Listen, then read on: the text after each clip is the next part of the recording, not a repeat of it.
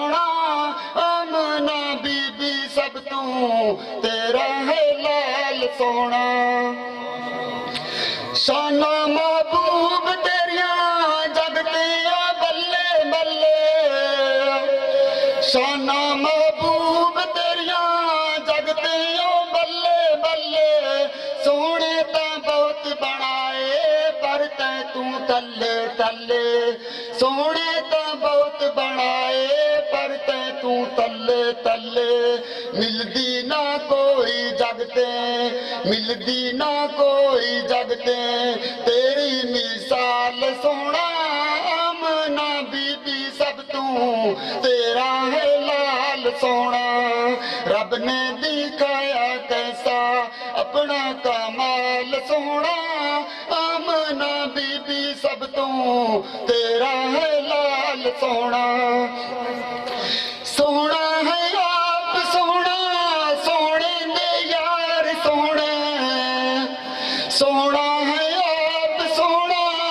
سونے دے یار سونے صدیق عمر غنی حیدر قرار سونے تیرے داماد سونے تیرے داماد سونے تیرا سسرال سونا آمنہ بی بی سب تو تیرا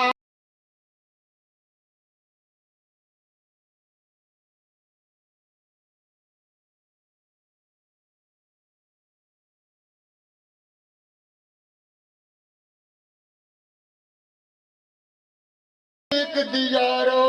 جس دے گھر آقا آیا کنڈا کھڑکا کے اکیا کنڈا کھڑکا کے اکیا چل میرے نال سونا آمنہ بی بی سب تو تیرا ہے لال سونا آمنہ بی بی سب تو تیرا ہے لال سونا آقا سالا چن ہے صحابی ستار میں نبی سالا چن ہے صحابی ستار میں ساریاں دے وچوں یارو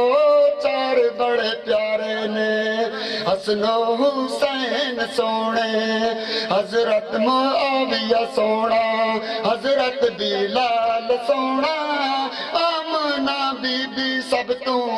تیرا ہے لال سونا رب نے دکھایا کیسا اپنا کمال سونا